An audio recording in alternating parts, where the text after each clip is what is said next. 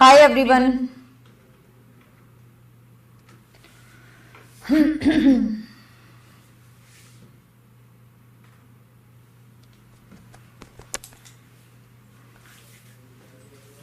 Hello Kamla.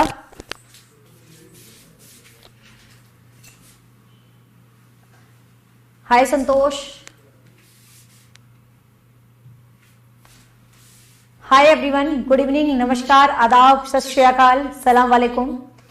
हाँ भाई, कैसे हो सभी लोग? I hope you guys are good.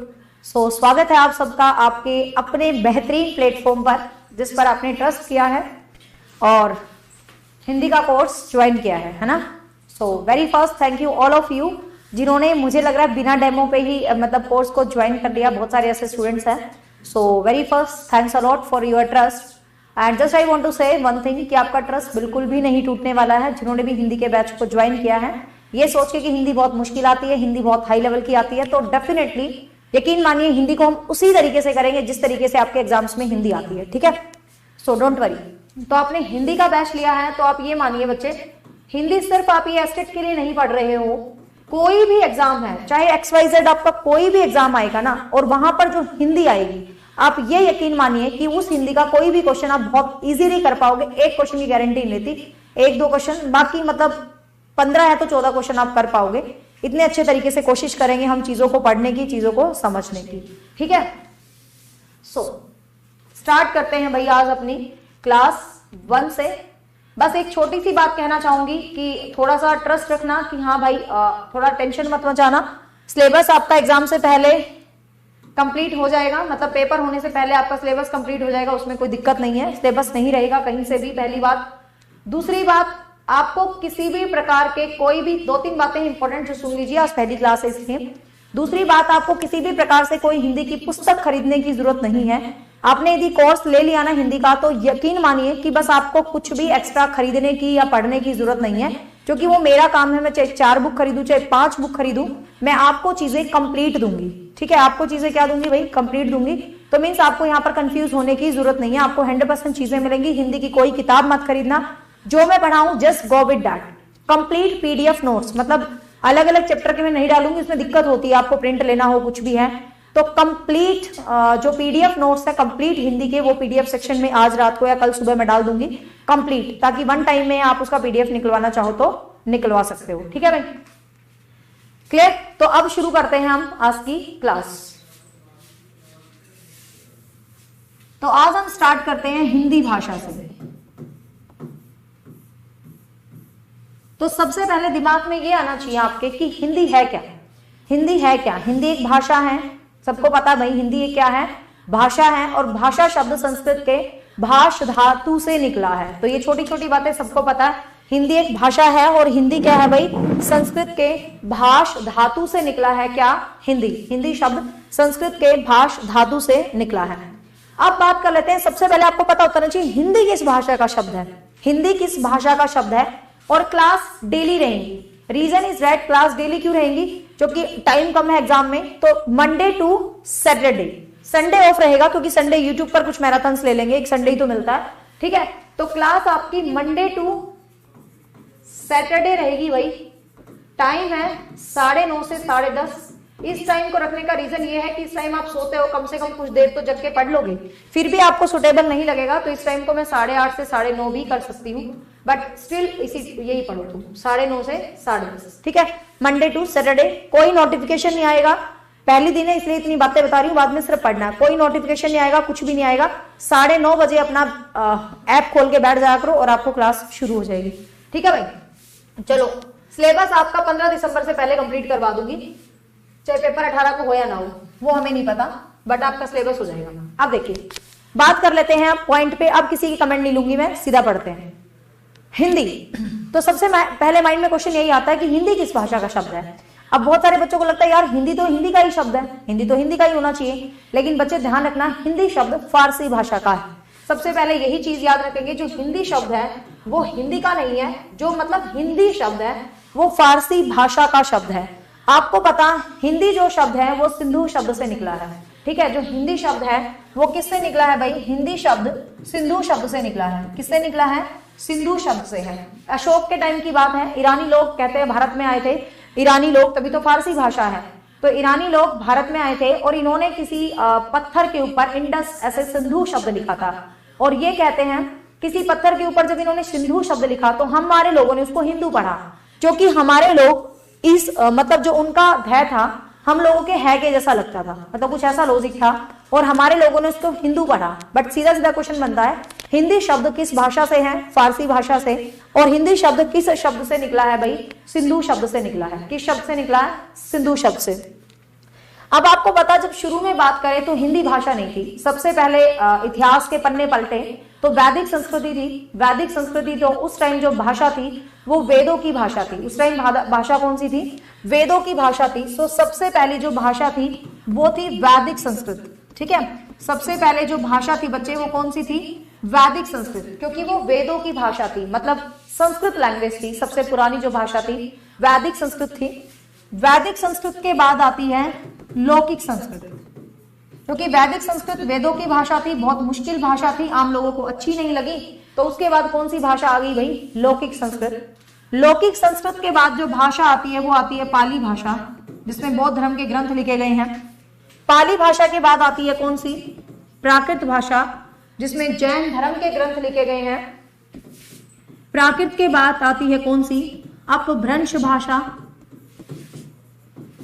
उसके बाद कौन सी आती है? Awadh. And the last Hindi. Question को समझना कैसे आएगा, ठीक है? क्वेश्चन उतना ही करेंगे जितने अपनी हिंदी के लिए इंपॉर्टेंट है। ध्यान से देखिए, सबसे पहले आती है वैदिक संस्कृत। टाइम की बात करें तो 1500 बीसी से 1000 बीसी, बट ये टाइम नहीं पूछा जाता कहीं भी, बट चलो आपकी नॉलेज के लिए 1500 बीसी से 1000 बीसी। लौकिक संस्कृत के हम टाइम की बात करें तो जो वैदिक और 1000 से 500, 1000 से 500। पाली की बात करें तो 500 से 1 बीसी। बताऊंगी ये बीसी क्या है, ठीक है? बीसी जिसको हम क्या बोलते हैं? ईसा पूर्व। बीसी हम जिसको क्या बोलते हैं भाई? ईसा पूर्व बोलते हैं, ठीक है?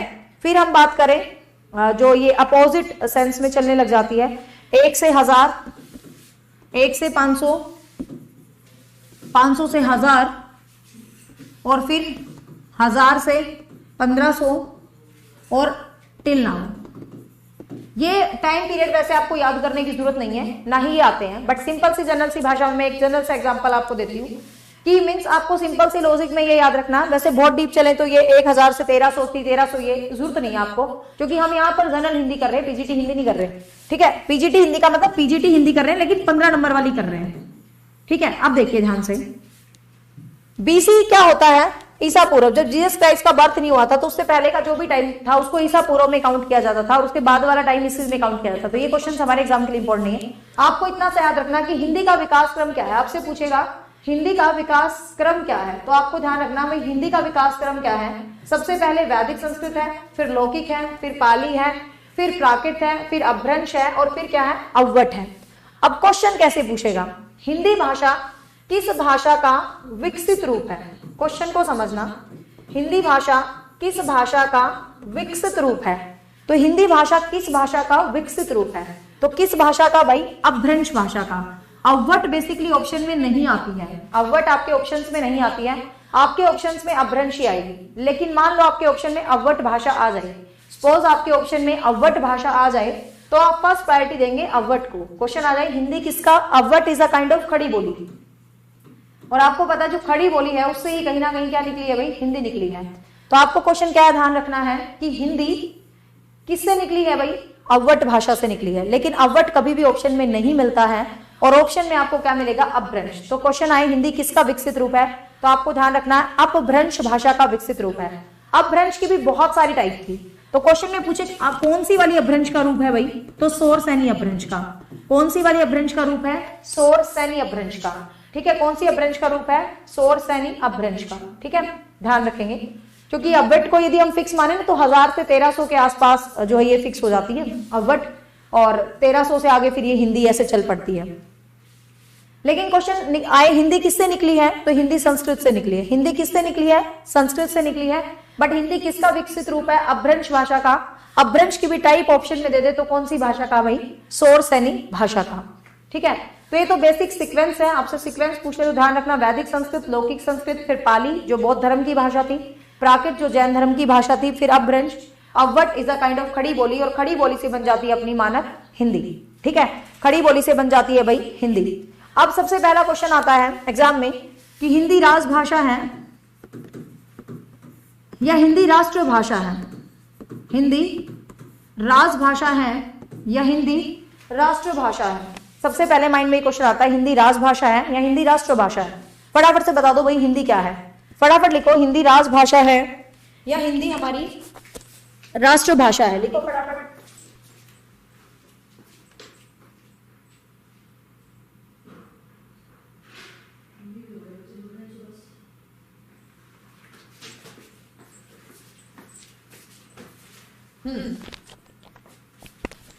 क्या है भाई हिंदी? हिंदी हमारी क्या है भाई? हिंदी हमारी राजभाषा है। ध्यान रखना, हिंदी राष्ट्र की भाषा नहीं है, हिंदी हमारी क्या है भाई? राजभाषा है। क्योंकि हमारा जो राजकाज का काम है वो हिंदी में किया जाता है, इसीलिए हिंदी को क्या कहा जाता है? राजभाषा का दर्जा दिया गया है। किसको भाई? हिंदी को। ध्यान रखेंगे, ठीक है। राष्ट्रभाषा का दर्जा नहीं दिया गया। राष्ट्रभाषा वो होती है जो पूरे राष्ट्र में वाइड लेवल पर बोली जाती है। जबकि भारत की बात करें तो भारत में हिंदी सिर्फ और सिर्फ 9 राज्य में बोली जाती है। भारत में हिंदी सिर्फ 9 राज्य में बोल जाते हैं। कौन कौन से 9 राज्य हैं? फटाफट एक जब आप क्लास पढ़े तो कॉपी पेन साथ में लेके बैठे, ठीक है। कौन से 9 राज्य हैं? यूपी है, या तो कॉपी पेन लेके बैठे, या जो मैं आज आपकी पीडीएफ सेंड कर दूंगी कंप्लीट हिंदी, या उसका प्रिंट आउट निकलवा के रखें, ठीक है, और उसमें एडिटिंग करते चले। यूपी में है, ठीक है, यूपी एमपी, देखो ये यूपी एमपी वाली जो बैठा है, यूपी है, एमपी है, छत्तीसगढ़ है, झारखंड है। यूपी, एमपी, छत्तीसगढ़, झारखंड, बिहार, हिमाचल, ठीक है, बिहार, हिमाचल, ये जो मतलब यूपी, एमपी, बिहार, हिमाचल, राजस्थान, उत्तराखंड, ठीक है, उत्तराखंड में अब संस्कृत को लागू कर दिया गया है भाई, पंजाब, हिमाचल, ठीक है। यहां पर क्या है? हिंदी बेसिक रूप से बोली जाती है। लेकिन बात करें पंजाब की, तो पंजाब ने तो हिंदी को क्या कर दिया भाई? दूसरी भाषा मान लिया। पहले पंजाब में हिंदी पहली भाषा के रूप में थी, लेकिन अब पंजाब में हिंदी क्या है भाई? दूसरी भाषा के रूप में है, ठीक है। तो ध्यान रखना, पंजाबी लोग हिंदी को दूसरी भाषा के रूप में मानते हैं।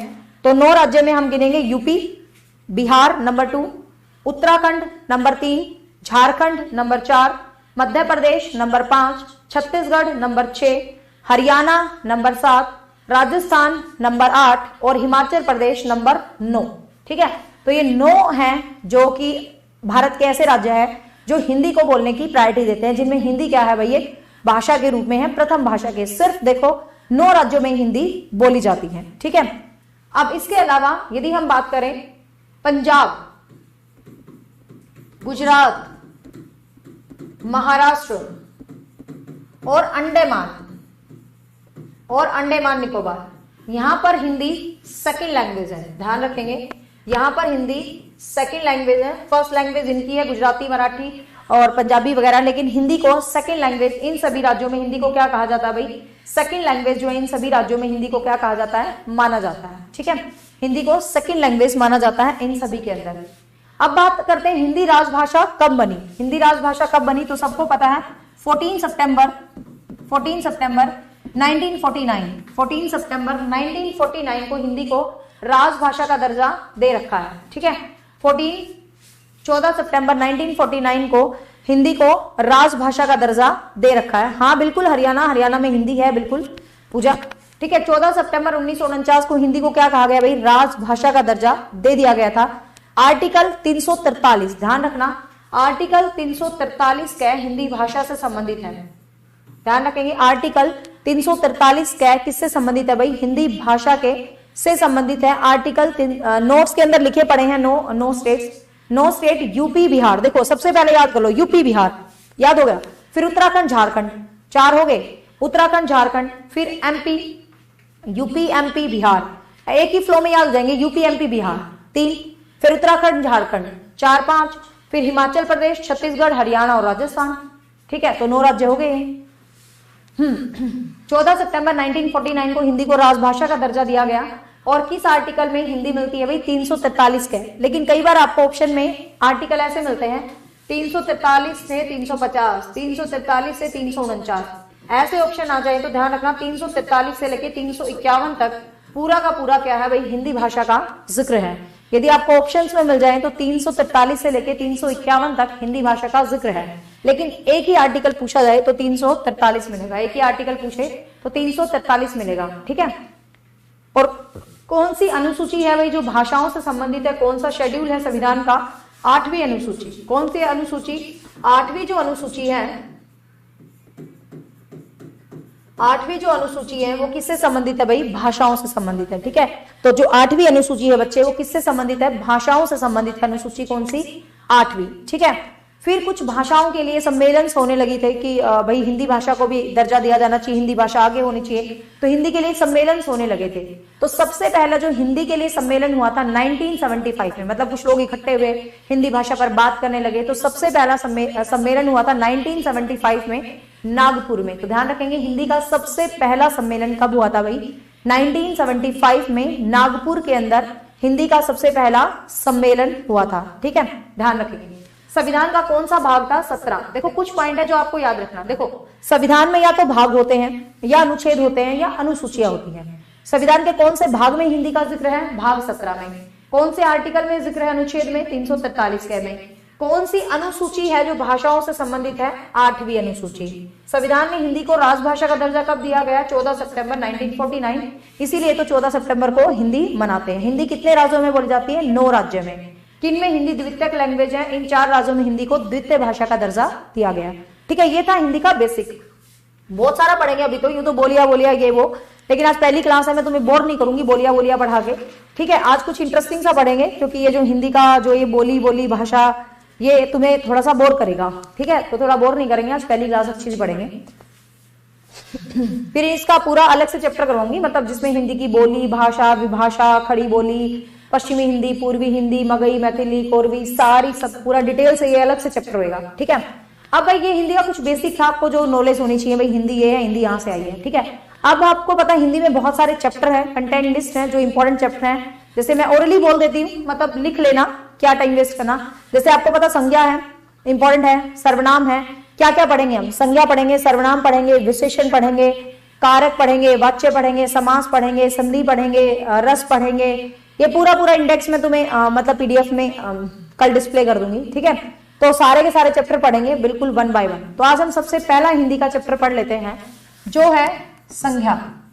कुछ अलग पढ़ोगे, बस मेरा मतलब ये है कि कुछ अलग पढ़ेंगे। एक तो हिंदी को बुकिश लैंग्वेज में मत पढ़ना। जब हम बुकिश लैंग्वेज में हिंदी पढ़ते हैं तो हिंदी कभी समझ ही नहीं आती बच्चों को, ठीक है। तो किताबी भाषा में हिंदी पढ़ने से बचे, ठीक है, किताबी भाषा में हिंदी पढ़ने से बचे। तो बात कर लेते हैं भाई हिंदी के पहले इंपॉर्टेंट चैप्टर की, जो है कौन सा?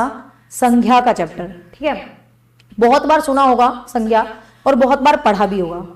अब ये संज्ञा शब्द से पहले आपको पता होना चाहिए संज्ञा शब्द आया कहां से है, संज्ञा शब्द कहां से आया है। संज्ञा शब्द आपको पता है हिंदी में जब हम शब्दों का चैप्टर पढ़ेंगे तो वहां पर हम 2 प्रकार के शब्दों को पढ़ेंगे बच्चे। वहां पर हम 2 प्रकार के शब्दों को पढ़ेंगे, एक होगा विकारी शब्द और एक होगा अविकारी शब्द। 2 प्रकार के शब्द, क्या मैं कहूंगी 2 प्रकार के पदों को पढ़ेंगे।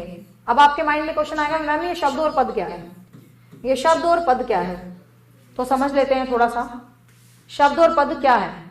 देखिए शब्द और पद है क्या चीज? शब्द और पद।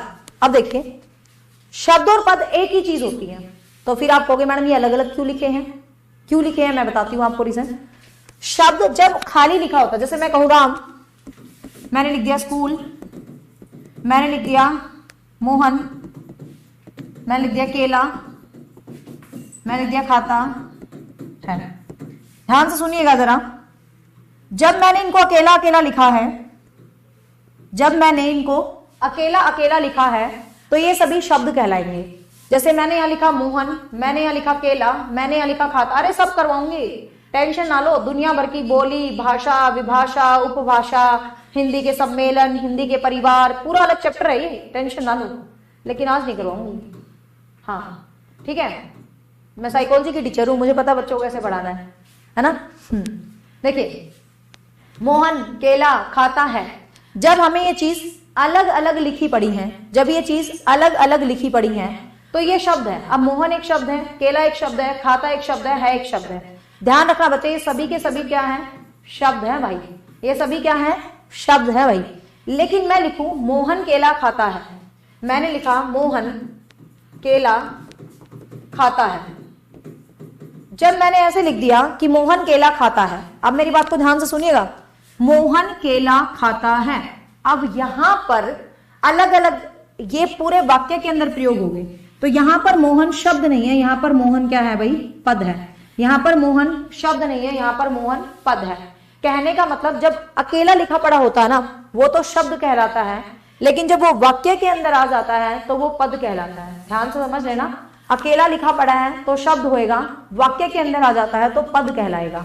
This is major difference between शब्द एंड पद। तो ये डिफरेंस होता है किसमें भाई, शब्द और पद में, ठीक है। हाँ, अब बात करते हैं कि संज्ञा कहां से आया है। तो अब बात कर लेते हैं, पद दो प्रकार के हैं, एक विकारी और एक अविकारी। विकारी वो होते हैं जिसमें कोई ना कोई परिवर्तन आता है, जिसमें संज्ञा के हिसाब से, सर्वनाम के हिसाब से, संज्ञा के हिसाब से, सर्वनाम के हिसाब से, क्रिया के हिसाब से, विशेषण के हिसाब से कोई ना कोई चेंज आ जाता है। मतलब संज्ञा, सर्वनाम, क्रिया, कारक के हिसाब से, सॉरी,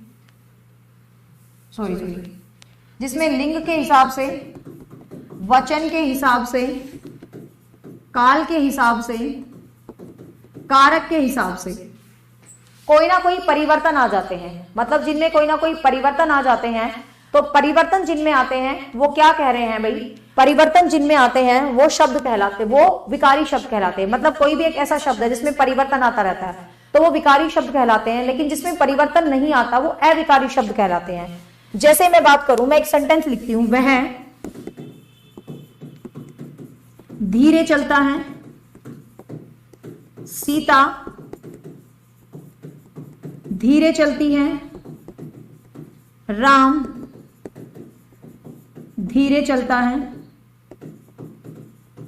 वे धीरे चलते हैं। अब यहां सेंटेंस में ध्यान से देखिए, यहां पर कुछ चेंज आ रहे हैं, कुछ चेंज नहीं आ रहे, ठीक है।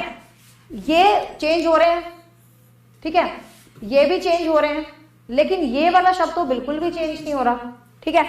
तो जिन शब्दों में चेंजेस आते हैं, जिन शब्दों में चेंजेस आते हैं वो शब्द तो कहलाते हैं विकारी शब्द। जिनमें परिवर्तन आते हैं वो शब्द कहलाते हैं विकारी शब्द, और जिसमें परिवर्तन नहीं आते हैं, जिसमें परिवर्तन नहीं आते हैं वो कहलाते हैं अविकारी शब्द। वो क्या कहलाते हैं बच्चे, अविकारी शब्द, ठीक है। तो जिनमें परिवर्तन आते हैं विकारी शब्द कहलाते हैं, और जिसमें परिवर्तन नहीं आते वो अविकारी शब्द कहलाते हैं। तो विकारी शब्दों में पूरा डिटेल से हम तब करेंगे जब हम शब्दों का चैप्टर करेंगे। अभी के लिए इतना समझे कि विकारी शब्द कौन से होते हैं। विकारी शब्द होते हैं संज्ञा, सर्वनाम, क्रिया और विशेषण, ठीक है। चार होते हैं, संज्ञा, सर्वनाम, क्रिया और विशेषण।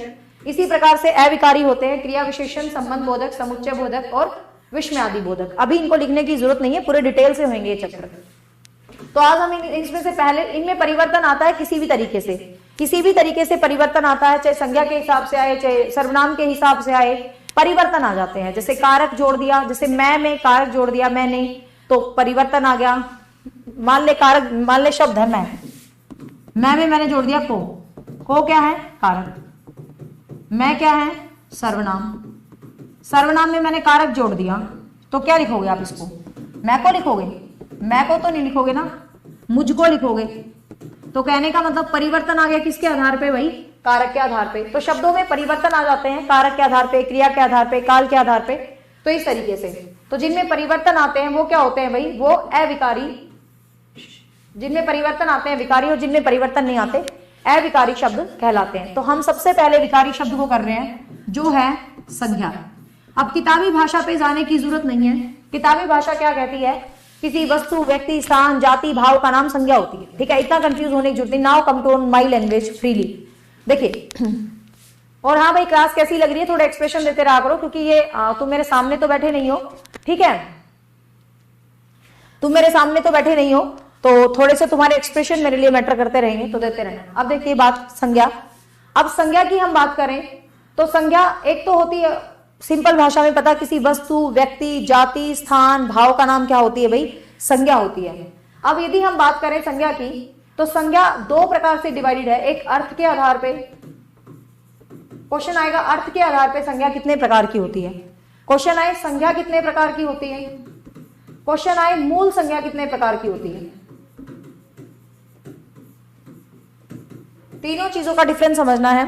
संज्ञा कितने प्रकार की होती है, मूल संज्ञा कितने प्रकार की होती है, आधुनिक संज्ञा कितने प्रकार की होती है। आधुनिक संज्ञा कितने प्रकार की होती है, और एक है व्युत्पत्ति के आधार पर संज्ञा कितने प्रकार की होती है। ये 4-5 टाइप हैं जो संज्ञा के आपसे एग्जाम में पूछे जा सकते हैं। सबसे पहला है कि अर्थ के आधार पर संज्ञा कितने प्रकार की होती है। तो भाई अर्थ के आधार पर संज्ञा 5 प्रकार की होती है। अर्थ के आधार पर संज्ञा कितने प्रकार की होती है, 5, जो हम पढ़ते हैं व्यक्तिवाचक, जातिवाचक, भाववाचक, समूहवाचक और द्रव्यवाचक।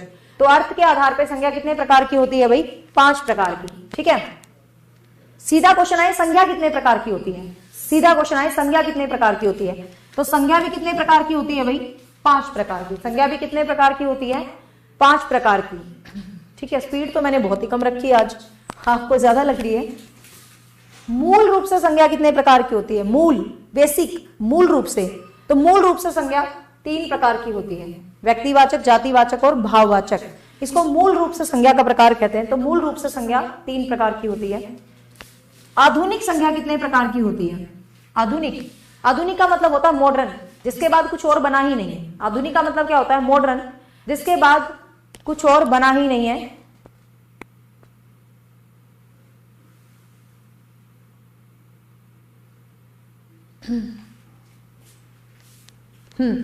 तो आधुनिक कोई भी मतलब आधुनिक का मतलब होता है भाई इसके बाद कुछ बना ही नहीं है। तो आपको पता है ये जो संज्ञा के 5 प्रकार आए हैं, व्यक्तिवाचक, जातिवाचक, भाववाचक, समूहवाचक, द्रव्यवाचक, इसके बाद तो कुछ बना ही नहीं है। तो इसके बाद कुछ बना ही नहीं है, तो ये कौन सा प्रकार है भाई, आधुनिक प्रकार है। ये कौन सा प्रकार है, आधुनिक। तो इसका मतलब आधुनिक रूप से भी संज्ञा के कितने प्रकार हुए भाई, 5 ही प्रकार हुए। ठीक है, फिर बीच में कुछ आगे हिंदी के भाषाविद, उन्होंने कह दिया भाई व्युत्पत्ति के आधार पे जो संज्ञा होती है ना, व्युत्पत्ति के आधार पे जो संज्ञा वो 5 प्रकार की, व्युत्पत्ति के आधार पे संज्ञा 3 प्रकार की है। ये 3 कौन सी है, ध्यान से सुन लेना। एक है व्यक्तिवाचक, एक है गणनीय संज्ञा और एक है अगणनीय संज्ञा। ठीक है, एक है अगणनीय संज्ञा। मतलब ये क्या कहता है भाई कि हमें तो बहुत कंफ्यूजन होती है, कौन सी जातिवाचक, कौन सी भाववाचक, कौन सी समूहवाचक। ये कहते हैं सारे चक्कर छोड़ दो, संज्ञा तो बस 3 ही प्रकार की होती है। कौन कौन सी भाई, एक व्यक्तिवाचक, एक गणनीय और एक अगणनीय। मतलब एक तो हम व्यक्तिवाचक में स्टैंड करेंगे जो स्पेसिफिक नाम होते हैं, और उसके अलावा या तो काउंटेबल चीजें होंगी दुनिया में या अनकाउंटेबल चीजें होंगी बस। तो व्युत्पत्ति के आधार पर संज्ञा के 3 भेद आपसे पूछ लिए जाए एग्जाम में, तो व्युत्पत्ति के आधार पर संज्ञा के 3 भेद ये हैं, व्यक्तिवाचक संज्ञा, गणनीय संज्ञा और अगणनीय संज्ञा। ठीक है, अब 1 बाय 1 करते हैं कि क्वेश्चन में आपको क्या होगा कि आपको क्वेश्चन में चीजें दी होंगी। ठीक है, क्वेश्चन में आपको चीजें दी होंगी और आपको फाइंड आउट करना है कि संज्ञा कौन सी है। बिल्कुल सिंपल तरीके से करेंगे, आपको शब्द पे जाना है। ठीक है, तो सबसे पहले 3 मुख्य संज्ञा आपको पढ़ लेते हैं, व्यक्तिवाचक, व्यक्तिवाचक और जातिवाचक। पैरेलल में ही पढ़ते हैं इनको। सबसे पहले है भाई व्यक्तिवाचक। अब संज्ञा का आसान सा सिंपल सा ही टॉपिक है, बस 1-2 पॉइंट से जो मेन ध्यान रखना है। व्यक्तिवाचक का मतलब होता है जो किसी व्यक्ति विशेष का बोध करवाए। व्यक्ति विशेष का मतलब जो किसी स्पेसिफिक चीज का बोध करवाए। मतलब अपनी सिंपल सी भाषा में आपको ध्यान रखना है कि किसी स्पेसिफिक चीज में याद करवाएं, किसी स्पेशल चीज में याद करवाएं, तो इनको व्यक्तिवाचक होता है। मतलब किसी स्पेशल चीज को आपको ध्यान करवाते हैं। ठीक है, किसी स्पेशल चीज को आपको ध्यान करवाते हैं। किसी शब्द को देख के आपके माइंड में यह है कि भाई ये शब्द तो विशेष होता है, ये शब्द तो अपने आप में एक होता है और ये शब्द तो यूनिक होता है। तो वो क्या होती है भाई, व्यक्तिवाचक संज्ञा। वो क्या होती है, व्यक्तिवाचक संज्ञा। मीन्स कोई भी चीज जो अपने आप में एक है, कोई भी चीज जो अपने आप में विशेष है, कोई भी चीज जो अपने आप में यूनिक है, वो क्या होती है भाई, व्यक्तिवाचक संज्ञा होती है। वो क्या होती है, व्यक्तिवाचक संज्ञा होती है। जैसे मैं कहूं मोहन, अब आप कहोगे मैम मोहन क्या, मोहन तो दुनिया में बहुत सारे मोहन है। तो मोहन दुनिया में तो बहुत सारे मोहन है, तो मोहन कैसे व्यक्तिवाचक है? क्योंकि भाई मोहन एक नाम है। तो जो भी स्पेसिफिक नाम होते हैं वो सभी किस में आते हैं, व्यक्तिवाचक के अंदर। वो सभी किस में आते हैं, व्यक्तिवाचक के अंदर। जैसे मैं कहूं अचीवर, अब यहाँ पर है ना, एक चीज मेरी ध्यान से सुनते जाना साथ साथ, कभी गलत नहीं करोगे पेपर में। व्यक्तिवाचक और जातिवाचक को बिल्कुल साथ करते हैं। जातिवाचक संज्ञा क्या होती है? एक शब्द है आपके सामने, जब आपको शब्द को देख के ये लगे कि यार ये शब्द तो पूरी जाति को दिखा रहा है, मतलब इस शब्द को देख के तो मुझे यूं लग रहा है यार ये अकेला नहीं है, ये तो सबको ही प्रेजेंट कर रहा है। तो जब एक शब्द सारी दुनिया को ही प्रेजेंट कर रहा है तो हमें क्या लगेगा भाई? तो हमें सीधा सीधा देखने में क्या लगेगा? वो जातिवाचक है। जैसे मैंने यहाँ पर लिखा मोहन, अब मोहन तो एक लड़के का नाम है, लेकिन मैंने यहाँ पे लिखा लड़का। यहाँ पे क्या लिखा भाई मैंने? लड़का। अब भाई लड़का तो कोई भी हो सकता है, लड़का लिखने का मतलब लड़का तो लड़कों की पूरी जाति को रिप्रेजेंट कर रहा है, तो लड़का तो कोई भी हो सकता है, लेकिन मोहन मोहन ही और लड़का लड़का ही है। अब मैंने लिखा अचीवर। अब अकेडमी, अब आपको पता भाई अकेडमी तो बहुत सारी है, अकेडमी तो बहुत सारी है, लेकिन अचीवर तो स्पेसिफिक वन है जिसमें आप पढ़ रहे हो, तो अकेडमी तो बहुत सारी है। अब मैंने आपको यहाँ पर लिख दिया गंगा।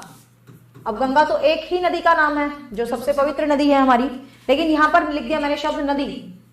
अब नदी तो कोई भी हो सकती है, मतलब जिस शब्द को आपको ये दिखे, जिस शब्द को व्युत्पत्ति के आधार पे, बेटा ये रूढ़ यौगिक योग रूढ़ शब्द होते हैं, संज्ञा नहीं। यहाँ बात संज्ञा की चल रही है, शब्दों की नहीं। शब्द पढ़ेंगे तब पढ़ेंगे रूढ़ यौगिक योग रूढ़। ठीक है, गंगा क्या है भाई? नदी है। तो नदी कोई भी हो सकती है, नदी पूरी जाति को रिप्रेजेंट कर रही है, गंगा एक स्पेसिफिक को कर रही है। मैंने लिखा यहाँ पर पानीपत। अब पानीपत तो स्पेशल हो गया, लेकिन मैंने यहाँ पर लिखा शहर। अब भाई शहर तो कोई भी हो सकता है, पानीपत तो स्पेशल हो गया, लेकिन शहर तो कोई भी हो सकता है। तो मैं सीधा सीधा सा आपको माइंड में क्या है कि जो भी चीज देख के आपको ये लगे भाई ये चीज तो कोई भी हो सकता है, जैसे फल है, अब फल सब्जी, फल है सब्जी है। ध्यान से सुनना, फल का मतलब ये नहीं है फल का नाम, नाम जब हो जाएगा वो तो व्यक्तिवाचक हो जाएगा।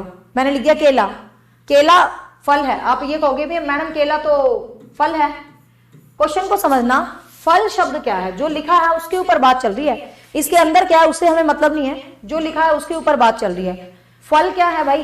फल फल होता है, लेकिन केला केला होता है। केला एक स्पेसिफिक चीज है, तो केला एक स्पेसिफिक चीज है, दिस इज कॉल्ड व्यक्तिवाचक, दिस इज कॉल्ड व्यक्तिवाचक। लेकिन फल क्या है? जातिवाचक, क्योंकि फल तो कोई भी हो सकता है।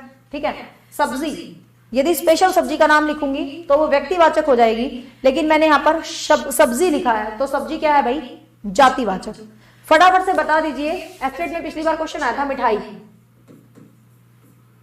फटाफट से बताओ मिठाई शब्द में कौन सी संज्ञा है? फटाफट से बताओ मिठाई शब्द में कौन सी संज्ञा है? एस्टेट 2014 का क्वेश्चन है मिठाई। मिठाई शब्द में कौन सी संज्ञा है? मिठाई शब्द में कौन सी संज्ञा है? बताओ भाई, मिठाई शब्द में कौन सी संज्ञा है? बहुत देर लगा रहे हो आंसर देने में, वैसे कमेंट करते रहते हो, ज्यादा कमेंट्स पे ध्यान मत रखा करो, पढ़ने पे ध्यान रखा करो। जब मैं क्वेश्चन पूछूं बस उसका आंसर दिया करो, ठीक है? क्योंकि आप तो मेरे सामने लाइव हो, तो मतलब दिख नहीं रहे, तो आपके कमेंट से ही मुझे पता चलेगा। मिठाई शब्द में कौन सी संज्ञा है? सारे इंटेलिजेंट हो गए भाई, बिल्कुल। मिठाई शब्द में कौन सी संज्ञा है भाई? जातिवाचक। क्योंकि बहुत सारे बच्चे जब नहीं पढ़ते थे तो वो कहते थे भाववाचक, लेकिन भाववाचक मिठाई नहीं है, भाववाचक तो मिठास है। ठीक है, भाववाचक तो मिठास है, मिठास है उसका भाव। तो मिठाई शब्द में कौन सी संज्ञा है भाई? जातिवाचक। लेकिन मैं कह दूं काजू कतली, अब भाई काजू कतली तो एक ही है, आई लव काजू कतली, मुझे बहुत पसंद है। तो जब हम काजू कतली की बात करें तो वो तो एक स्पेशल मिठाई होगी। अब एक स्पेशल मिठाई होगी तो वो किसके अंदर आ गई भाई? व्यक्तिवाचक। तो सीधा सा लॉजिक यही है, जब आपको चीज को देख के ये लगे कि भाई ये चीज को देख के लगे ये तो पूरी जाति को रिप्रेजेंट कर रही है, तो जातिवाचक में। जब देख के लगे ये तो एक स्पेसिफिक चीज है, तो व्यक्तिवाचक में। एस्टेट 2018 में क्वेश्चन आया था, आंसर बताओ वही फटाफट। क्वेश्चन है कुत्ता पिल्ला, सिर्फ ABCD लिखना है और कुछ नहीं लिखना। कुत्ता पिल्ला में कौन सी संज्ञा है? ऑप्शन सिर्फ आपको 1, 2, 3 और 4 बस ऐसे लिखना है। ठीक है, ऑप्शन 1 जाति जाति, ऑप्शन 2 व्यक्ति जाति, ऑप्शन 3 जाति व्यक्ति, ऑप्शन 4 जाति भाव, ऑप्शन 5 व्यक्ति व्यक्ति। आंसर प्लीज, ओनली 1, 2, 3, 4, 5 लिखेंगे। Answer please. देखो बच्चे एक बात ध्यान से सुनना, ये ऑनलाइन प्लेटफॉर्म है, तुम्हारा मकसद यहाँ सिर्फ पढ़ना है। No extra comment, just focus on your study. ठीक है, जब मैं कोई क्वेश्चन पूछूं बस उसका फास्ट कमेंट देना, फटाफट बताओ, बस 1 2 3 4 4 लिखना और क्वेश्चन लिखना।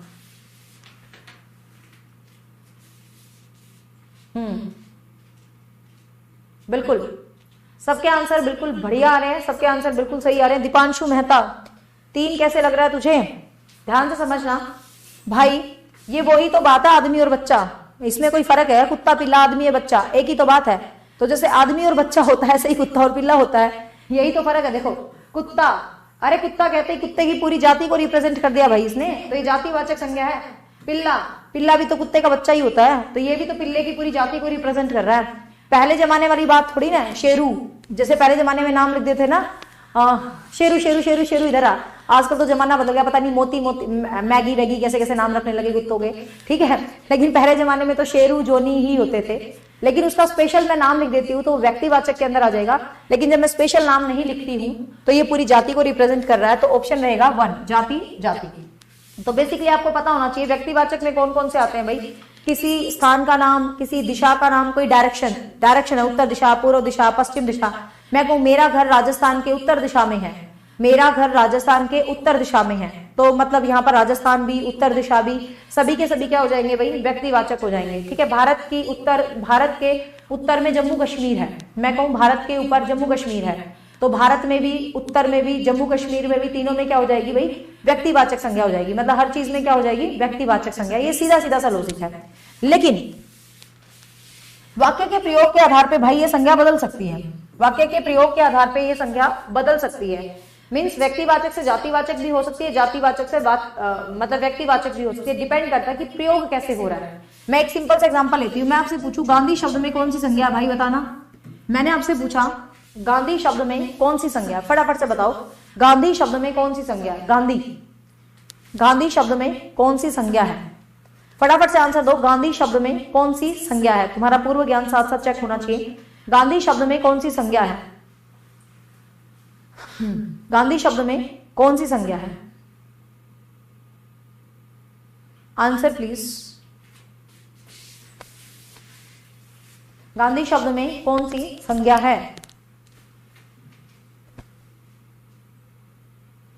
व्यक्तिवाचक, जातिवाचक, जातिवाचक, जाति जाति, बहुमत लग गया जातिवाचक।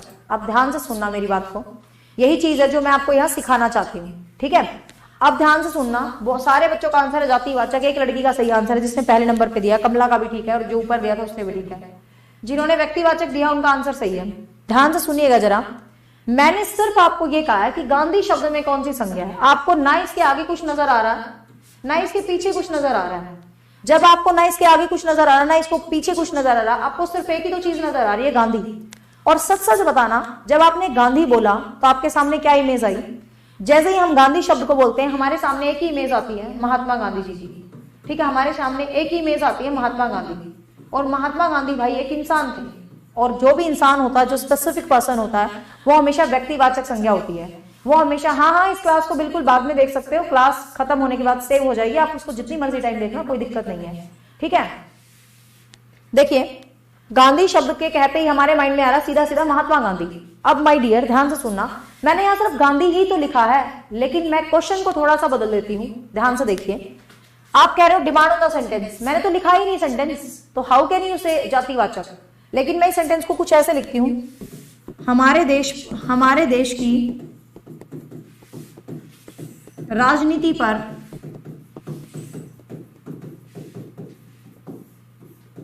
सिर्फ गांधी परिवार का हक नहीं है। Try to understand the question, try to understand the question. मैंने लिख दिया हमारे देश की राजनीति पर गांधी परिवार का अधिकार नहीं है। अब वो आपको पेपर में ये कहेगा रेखांकित शब्द में संज्ञा बताइए। अब आपको पेपर में ये कहेगा रेखांकित शब्द में संज्ञा बताइए। रेखा अंकित मतलब रेखा पे जो अंकित है, मतलब जो अंडरलाइन है, जो रेखा में अंकित है, जो अंडरलाइन है, आपको उस शब्द में संज्ञा बतानी है। अब यहां से ध्यान से सुनिएगा, हमारे देश की राजनीति पर गांधी परिवार का हक नहीं है।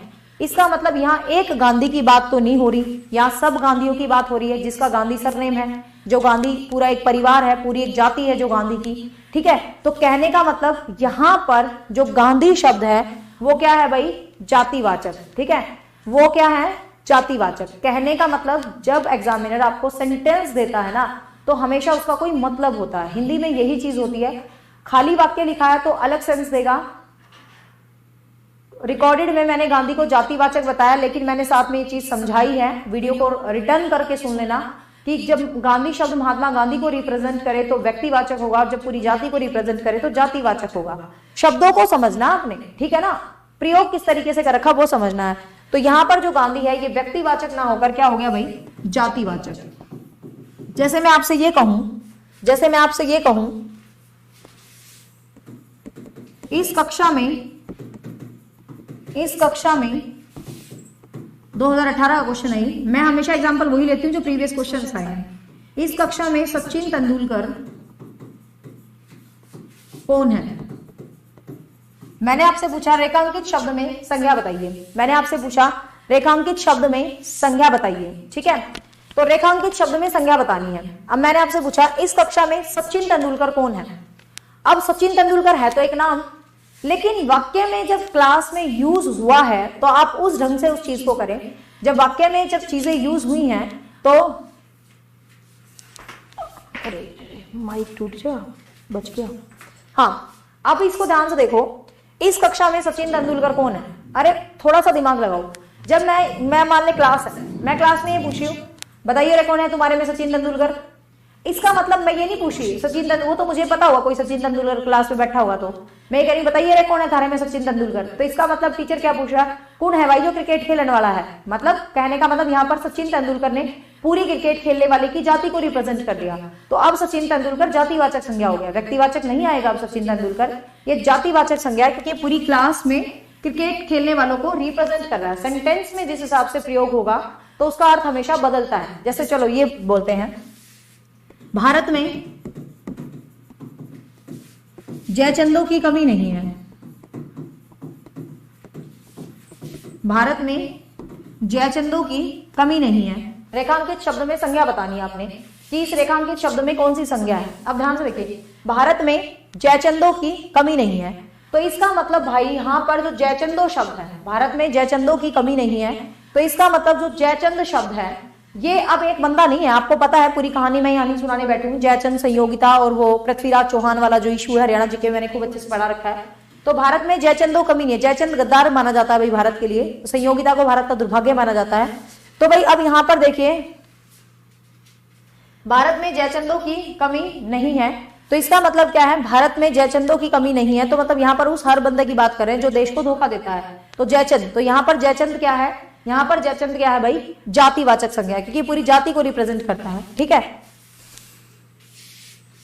मैं दोबारा एक्सप्लेन कर दूंगी, जो भी बच्ची बार बार ये करिए रिकॉर्डेड सेशन में गांधी को जातिवाचक बताया, मुझे 100% पता है मैंने किस तरीके से बताया, स्टिल कुछ रह गया तो मैं यहाँ से ही बता रही हूँ, इसको कोई बात नहीं अपडेट कर लूँ। ठीक है, लेकिन मैंने पहले भी ऐसे ही बताया था, मुझे पता है, फिर भी कोई नहीं, मैं चेक कर लूंगी, कोई ऐसी बड़ी बात नहीं है, तो ध्यान रखना। अब मैं कहूं, बताना, रावण का भाई विभीषण था, रेखांकित शब्द में कौन सी संज्ञा है? रावण का भाई विभीषण था, रेखांकित शब्द में कौन सी संज्ञा है? फटाफट से बताओ, रावण का भाई विभीषण था, रेखांकित शब्द के अंदर कौन सी संज्ञा है? Answer please fast. सेंस समझा रही हूं बस, मेरा मकसद तुम्हें यहाँ पढ़ाना है, समझाना है। किताबों में जो चीजें लिखी मिलती है मतलब वो नहीं करना, हमें कुछ अलग करना है बस।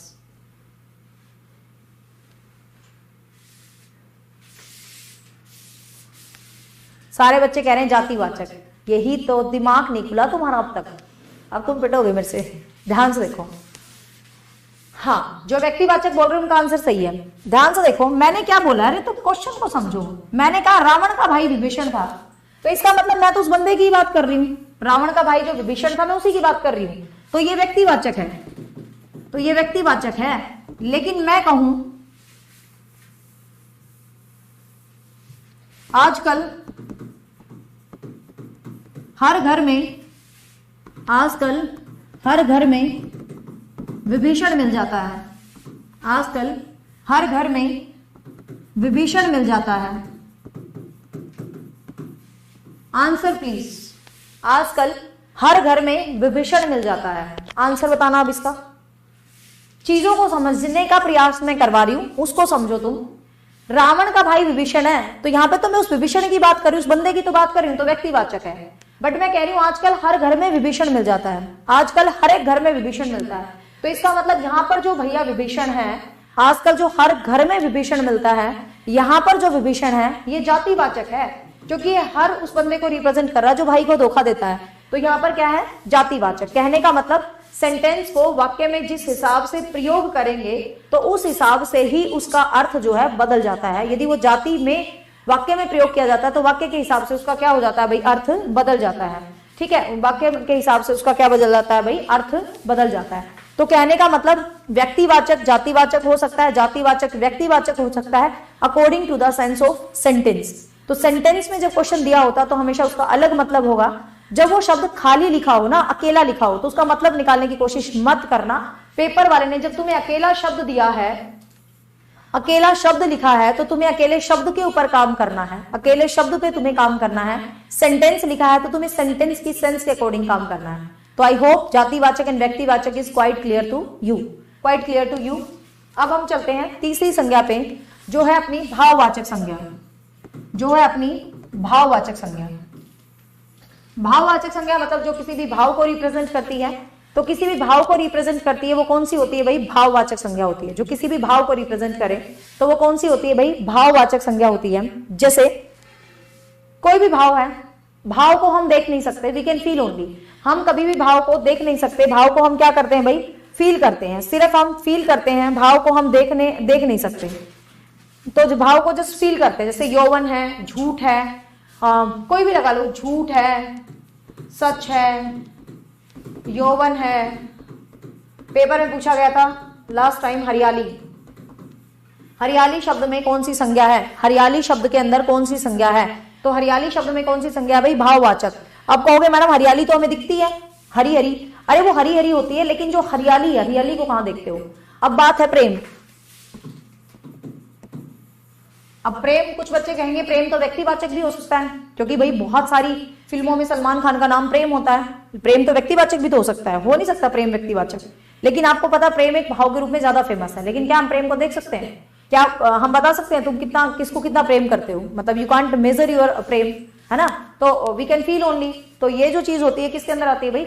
भाववाचक संज्ञा के अंदर आती है। ये किसके अंदर आती है भाई? भाववाचक संज्ञा के अंदर आती है। लेकिन मैं ये लिख दूं, प्रेम हमारी कक्षा का, प्रेम हमारी कक्षा का होनहार छात्र है। प्रेम हमारी कक्षा का होनहार छात्र है। यहां पर ये प्रेम है, प्रेम हमारी कक्षा का क्या है भाई? होनहार छात्र है। और यहां पर जो ये प्रेम है, अब पेपर वाला क्या करेगा? इसको अंडरलाइन करेगा और वो ये कहेगा रेखांकित शब्द में कौन सी संज्ञा है? वो कहेगा रेखांकित शब्द में कौन सी संज्ञा है? तुम सेंटेंस तो देखते ही नहीं हो, तुम देखोगे अंडरलाइन है प्रेम। ओ भाई इतना आसान क्वेश्चन पूछ लिया, मजा आ गया, एक नंबर पक्का। और पेपर में हराओगे भाववाचक, ऐसे एक सेकंड में गोला काला। यही तो करते हैं पेपर में। जब सेंटेंस दिया है, always learn the sentence, always read the sentence. Sentence दिया है तो इसका मतलब उसका अर्थ भी बदलेगा। ठीक है, प्रेम हमारी कक्षा का होनहार छात्र है। यहां पर मैं प्रेम की बात नहीं कर रही, यहां पर तो मैं प्रेम छात्र की बात कर रही हूं। तो यहां पर ये किसके अंदर आ जाएगा भाई? ये किसके अंदर आ जाएगा? ये आ जाएगा आपका व्यक्तिवाचक के अंदर। ये किसके अंदर आ जाएगा? व्यक्तिवाचक के अंदर। ठीक है, तो ये चीज आपको ध्यान रखनी है, छोटी छोटी मगर मोटी बातें। सॉरी, तो जैसे शांति है, मित्रता है, कुरूपता है, मतलब कुरूपता मतलब अगलीपन, तो कुरूपता है, लिख सकते हो ये वर्ड। जैसे शांति है, मित्रता है, कुरूपता है, हरियाली है, जन्म है, लंबाई है। अब लंबाई शब्द पूछा था पेपर में, लंबाई कौन सी संज्ञा है? तो लंबाई भी भाववाचक है भाई। लंबाई को हम देख नहीं सकते। आप कहोगे मैं तो देख सकता हूँ लंबाई को। मान ले मेरा बच्चा छोटा है, अब बड़ा हो गया, तो तुम कहोगे मैम ये छोटा था, बड़ा हो गया, दिख तो रहा है लंबा हो गया। लंबाई नहीं हुई, उसका शरीर बढ़ रहा है, मतलब लंबा तो हो रहा है, लेकिन वो जो लंबाई शब्द है उसको नहीं देख पा रहे हैं। हम मेजरमेंट कर रहे हैं बट हम उसको देख नहीं पाते। लंबा हो रहा मतलब उसकी हाइट बढ़ रही है, that is different thing. But जो स्पेसिफिक लंबाई है, हरियाली है, शांति है, हम इन चीजों को सिर्फ महसूस करते हैं, हम इन चीजों को देखते नहीं है भाई, ध्यान रखना। ठीक है, जैसे हम कहते हैं ना सुंदरता देखने वालों की आंखों में ही होती है, तो सुंदरता शब्द ठीक है, सुंदर शब्द नहीं है। अब हिंदी को ऐसे पढ़ना है, मतलब अभी तो बहुत कुछ, अभी तो शुरुआत है, मतलब आपको संज्ञा पढ़ा तो संज्ञा कॉन्सेप्ट क्लियर होना चाहिए, मतलब आपको एक शब्द का पता होना चाहिए कि ये तो विशेषण है, ये तो कारक है, ये तो क्रिया है, ये तो सर्वनाम है। जैसे बहुत सारे बच्चे गलती करते हैं, सुंदर, हाँ सुंदर में कौन सी संज्ञा है? सुंदर कोई संज्ञा ही नहीं है। मैं कहूंगी वह सुंदर है, यहां तो सुंदर इसको क्वालिफाई कर रहा है सर्वनाम को, और सर्वनाम को जो क्वालिफाई करते हैं वो विशेषण होते हैं, तो सुंदर कोई संज्ञा है ही नहीं। ठीक है, तो सुंदर संज्ञा है ही नहीं, सुंदर तो विशेषण है, सुंदरता है संज्ञा। जैसे हम, कई लोग कहते हैं कि बड़े सुंदर लगते हो, कई कहते हैं बड़े गंदे लगते हैं, तो भाई सुंदरता तो क्या होती है? देखने वालों की आंखों में ही होती है, जो आपकी नजर है वैसी आपको चीज लगेगी। ये तो अपना अपना नजरिया है, कोई किच्चड़ में भी कमल देखता है, कोई चांद में भी दाग देखता है, तो मीन सुंदरता देखने वाले के नजरिए पर डिपेंड होती है। तो जो सुंदरता है वो क्या है भाई? भाववाचक है। सुंदरता क्या है? भाववाचक है। अब ध्यान से सुनना, वेरी वेरी इंपॉर्टेंट पॉइंट, मतलब एग्जाम के लिए बहुत ही ज्यादा इंपॉर्टेंट पॉइंट। अच्छाई शब्द क्या है भाई? फटाफट आंसर देना, अच्छाई शब्द क्या है? अच्छाई शब्द क्या है? अच्छाई शब्द क्या है? हाँ, लंबाई चौड़ाई सब उसी के अंदर होती है। नहीं, काजू कतली तो मिठाई का नाम है, व्यक्तिवाचक है। अच्छाई, अच्छाई शब्द सबको पता है भाववाचक है। अच्छाई शब्द सबको पता है भाववाचक है, लेकिन जब कोई भी भाववाचक संज्ञा बहुवचन के रूप में प्रयोग होती है, जब कोई भी भाववाचक संज्ञा बहुवचन के रूप में प्रयोग होती है, कोई भी भाववाचक संज्ञा जब बहुवचन के रूप में प्रयोग होती है, तो वो भाववाचक नहीं रहती, वो भाववाचक नहीं रहती, वो जातिवाचक बन जाती है। कैसे? मैं कहूं बाल को अच्छाइयों को अपनाना सीखो, बाल को अच्छाइयों को अपनाना सीखो। ठीक है, और आपको कहेगा रेखांकित शब्द के अंदर कौन सी संज्ञा है, रेखांकित शब्द में कौन सी संज्ञा है। अब आप सोचोगे यार अच्छाई, अच्छाई तो मैंने पढ़ा था, अच्छाई तो भाववाचक है। शब्द के साथ खेलना है, हिंदी के अंदर शब्द के साथ खेलना है और उसके मीनिंग के साथ। ठीक है, अच्छाई जब मैंने लिखा ना तो वो तो भाववाचक है, जब मैंने अच्छाई लिखा तो वो भाववाचक है, लेकिन मैंने लिखा बाल को अच्छाइयों को अपनाना सीखो, मतलब सारी दुनिया की अच्छाइयों को अपनाना सीखना है तुम्हें, तो ये अच्छाइयों क्या है? जातिवाचक। मीन्स सीधा सा लॉजिक क्या है, लिख सकते हो, कोई भी भाववाचक शब्द जब होता है और जब वो बहुवचन के रूप में प्रयोग हो जाता है, कोई भी भाववाचक शब्द जब वो बहुवचन के रूप में प्रयोग हो जाता है, तो वो हमेशा किस में आता है भाई? वो हमेशा व्यक्तिवाचक बन जाता है, सॉरी, वो हमेशा क्या बन जाता है? जातिवाचक बन जाता है। ठीक है, ध्यान रखें। नेक्स्ट है, आगे जो जातिवाचक संज्ञा है उसके दो भाग हैं।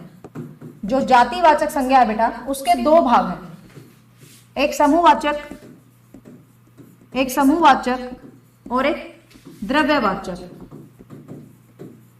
जातिवाचक संज्ञा के आगे दो भाग हैं, ध्यान रखना, दो भाग जातिवाचक संज्ञा के हैं, एक समूहवाचक और एक क्या है? द्रव्यवाचक। एक समूहवाचक और एक क्या है? द्रव्यवाचक। समूह मीन्स कलेक्टिव नाउन, जिसको इंग्लिश में बोल देते हैं। समूहवाचक क्या होता है? जो पूरे समूह का बोध करवाते हैं, जो पूरे ग्रुप का बोध करवाते हैं। जिस शब्द को देख के, देखो ये जातिवाचक के ही भाग हैं, तो आपके माइंड में ये होना चाहिए कि ये भाग तो जातिवाचक के है, कहीं ना कहीं ये है तो जातिवाचक ही, कहीं ना कहीं ये है तो जातिवाचक ही। बट हम इनको कैसे पढ़ेंगे? दो भागों में डिवाइड करके, एक समूहवाचक और एक द्रव्यवाचक। ठीक है, अब बात करते हैं समूहवाचक की। अब बात करते हैं क्या भाई? समूहवाचक की। तो जो समूहवाचक संज्ञा होती है, समूह मीन्स ग्रुप, समूह मीन्स ग्रुप। ठीक है, अच्छा कौन सी संज्ञा होगा? अच्छा संज्ञा है ही नहीं। अरे तुम्हें जब शब्द देना, अभी तुम्हें हिंदी शुरू करोगे, यकीन मानो जब हिंदी को खत्म कर लोगे कोई डाउट नहीं बचेगा, ये पहली क्लास है। ठीक है, लेकिन एक बच्चा पूछ रहा है मैम अच्छा कौन सी संज्ञा है? ध्यान से देखो, अच्छा कोई संज्ञा ही नहीं है। अच्छा को वाक्य में प्रयोग करना, वह अच्छा है। अब आंसर दे रहे हो भाववाचक, कैसे होगी भाववाचक? अच्छा तो विशेषण है, मैंने कहा वह अच्छा है, तो वह आदमी अच्छा है, विशेषण है। अच्छाई शब्द भाववाचक है, अच्छाइयों जातिवाचक है। ठीक है, तो समूहवाचक, समूहवाचक मतलब जो पूरे ग्रुप को एनालिसिस करे, जैसे कि सेना, परिवार, समूह, संगोष्ठी, सेना, परिवार, समूह, संगोष्ठी, जात पात, ये ध्यान रखना। कौम, ये क्वेश्चन आ चुका है पेपर में, कौम। अब आप कहोगे कौम, कौम तो मैडम जाति होती है, लेकिन कौम कहते हैं ना बहुत सारी कौम मिल गई, बहुत सारी जातियां मिल गई, तो ये ग्रुप बन जाता है। कौम शब्द पेपर में आ चुका है। कौम शब्द कौन सी संज्ञा है भाई? समूहवाचक। परिवार शब्द कौन सी संज्ञा है? समूहवाचक। ठीक है, कौम शब्द कौन सी है? समूहवाचक। अब ये क्वेश्चन याद रखना, बहुत इंपॉर्टेंट है, बहुत इंपॉर्टेंट। संसद,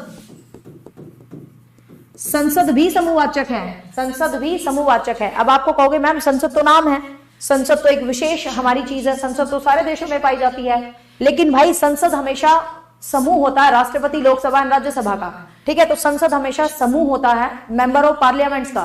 तो संसद हमेशा समूहवाचक के अंदर आती है, ध्यान रखना, संसद हमेशा समूहवाचक के अंदर आती है। नगर पालिका, नगर पालिका भी समूहवाचक के अंदर आती है। नगर पालिका हुई, मेला हुई, सरकार हुई, पुलिस हुई, पुलिस भी, सरकार भी, आर्मी भी, कक्षा भी, ये सारे की सारे किसमें आते हैं भाई? समूहवाचक में। ठीक है, ये सारे की सारे किसके अंदर आते हैं भाई? समूहवाचक के अंदर आते हैं। कोई भी प्रजाति शब्द है, प्रजाति, प्रजाति का मतलब बहुत सारी प्रजातियां होंगी, तो प्रजाति शब्द किसके अंदर आएगा भाई? समूहवाचक के अंदर। ठीक है, कि बहुत सारी प्रजाति होंगी, तो प्रजाति शब्द किसके अंदर आएगा? समूहवाचक के अंदर। तो ये सारे के सारे शब्द समूहवाचक में आएंगे। अब क्वेश्चन को ध्यान से सुनना, ऑप्शंस के हिसाब से भी आपको काम करना है। क्वेश्चन आ जाए, परिवार शब्द में कौन सी संज्ञा है? परिवार शब्द में कौन सी संज्ञा है? ऑप्शंस है जातिवाचक, समूहवाचक, व्यक्तिवाचक, भाववाचक। ठीक है, भाववाचक। ऐसे ऑप्शंस आपको पेपर में गिवन है, ऐसे ऑप्शन आपको पेपर में गिवन है। परिवार शब्द में कौन सी संज्ञा? तो भाई आप क्या आंसर देंगे? ऐसे ऑप्शन आपको पेपर में गिवन है, तो what is your answer is going to be? आपका आंसर क्या होने वाला है? आपका आंसर होने वाला है समूहवाचक, क्योंकि हमें पता है परिवार क्या है भाई? समूहवाचक। लेकिन ऑप्शन में समूहवाचक है ही नहीं, ऑप्शन में समूहवाचक है ही नहीं। ऑप्शन में जाति है, व्यक्ति है। ठीक है, ऑप्शन में समूहवाचक ही नहीं है। अब क्या करोगे भाई? ऑप्शन में समूहवाचक तो आया नहीं। अब हम क्या करते हैं? अब हम यूं बोलेंगे पेपर वाले ने है ना ऑप्शन ही नहीं दिया, मतलब कुछ भी लगाया हो मेरा तो नंबर आ जाएगा। सबसे बड़ी गलती हम यही तो करते हैं, पेपर वाले ने ऑप्शन ही नहीं दिया। पेपर वाला पागल नहीं है, वो आपका कॉन्सेप्ट चेक करना चाहता है। कभी भी रट्टाफिकेशन से एग्जाम पास नहीं होते, हमेशा कॉन्सेप्ट क्लियर होने चाहिए। बच्चे फैक्चुअल बुक लेके बैठ जाते हैं, ऑब्जेक्टिव्स करने लग जाते हैं। आपके कॉन्सेप्ट क्लियर हो गए तो ऑब्जेक्टिव ऑटोमेटिक हो जाते हैं। अब जब समूहवाचक ऑप्शन में ही नहीं है भैया, तो इसका मतलब ये नहीं है कि ऑप्शन गलत था, हमें एक नंबर मिलेगा ग्रेस का। इसका मतलब ये है you should go the second priority. आपको दूसरी प्रायोरिटी को चेक करना, क्या है पेपर में दूसरी प्रायोरिटी। तो आपको पता समूहवाचक किसका भाग है? जातिवाचक का। तो परिवार शब्द यदि समूहवाचक ऑप्शन में नहीं है, तो परिवार क्या हो जाएगा भाई? जातिवाचक हो जाएगा। ठीक है, नेक्स्ट है द्रव्यवाचक। द्रव्यवाचक, द्रव्यवाचक क्या होती है? जितनी भी लिक्विड चीजें होती हैं, जितनी भी द्रव्य चीजें होती हैं, जितनी भी लिक्विड चीजें होती हैं, वो सब किसके अंदर आती हैं भाई? द्रव्यवाचक के अंदर। ठीक है, जितनी भी लिक्विड चीजें होती हैं वो सब किसके अंदर आती हैं? द्रव्यवाचक के अंदर आती है। कोई भी XYZ लिक्विड चीजें हैं तो वो द्रव्यवाचक के अंदर आएंगी। सॉलिड स्टेट में होती है, गैस में होती है, जो भी मटेरियल हम हिंदी साइंस में पढ़ते हैं तो वो सारे किसके अंदर आते हैं भाई? द्रव्यवाचक। ध्यान से सुनना, द्रव्यवाचक की पहचान है, कोई भी ऐसी चीज होगी जिससे कोई चीज बनेगी। ठीक है, कोई भी ऐसी चीज होगी जिससे कोई चीज बनेगी, जैसे दूध, दही, घी, लस्सी, सबको पता है दूध, दही, घी, लस्सी, ऑक्सीजन। ठीक है, ऑक्सीजन, पानी। ठीक है, कोई भी ये चीज जिससे कोई ना कोई चीज बनती है, तो ये सब ऑक्सीजन, हवा, पानी, चांदी, कोयला। ठीक है, चांदी, कोयला, हवा, पानी, मतलब जो भी मटेरियल्स होते हैं, मतलब साइंस के अंदर जो भी लिक्विड, ठोस और जो भी अवस्थाओं में मिलती हैं, वो सारी किसके अंदर आती है भाई? वो मटेरियल नाउन के अंदर आती है, द्रव्यवाचक। सोना, चांदी, कोयला, हीरा, सब द्रव्यवाचक में आती है। ठीक है, हीरे की खान प्रसिद्ध है, तो हीरा द्रव्यवाचक के अंदर आ जाएगा। तो ये सभी के सभी द्रव्यवाचक में आते हैं। ठीक है, तो ये था संज्ञाओं के 5 टाइप। इनसे कौन कौन से क्वेश्चन आए हैं और कौन किस किस तरीके से क्वेश्चन बन सकते हैं। अब संज्ञा किस किस से बन सकती है, मतलब विशेषण से कैसे संज्ञा बन सकती है, क्रिया से कैसे बन सकती है, उन सब चीजों को एक बार देखते हैं। ठीक है, अब एक क्वेश्चन आया था, मिट्टी। मिट्टी शब्द में कौन सी संज्ञा है? एस्टेट के अंदर क्वेश्चन आया 2019 में क्वेश्चन था शायद, 18 में। मिट्टी शब्द में कौन सी संज्ञा है? मिट्टी। अब भाई ध्यान से देखिए, देखने में तो ज्योग्राफी वाले तो कभी ना माने, ज्योग्राफी वाले कहेंगे भाई मिट्टी तो 8 प्रकार की होती है, तो भाई मिट्टी तो जातिवाचक संज्ञा है, ज्योग्राफी वाले ऐसे बोलेंगे। लेकिन मैंने कब मना किया जातिवाचक नहीं है, लेकिन जातिवाचक का जब सब टाइप आपके सामने है, जातिवाचक का जब मेन टाइप आपके सामने, तो आप वो टिक करोगे।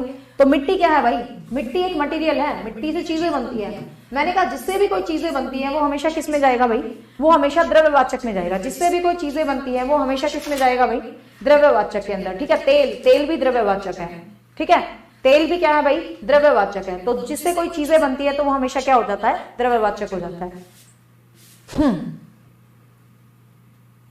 अब बात कर लेते हैं संज्ञा किस किस तरीके से बनती है, मतलब क्या क्या तरीका होता है संज्ञा को बनाने के लिए। मतलब संज्ञा किस किस चीज से बन सकती है।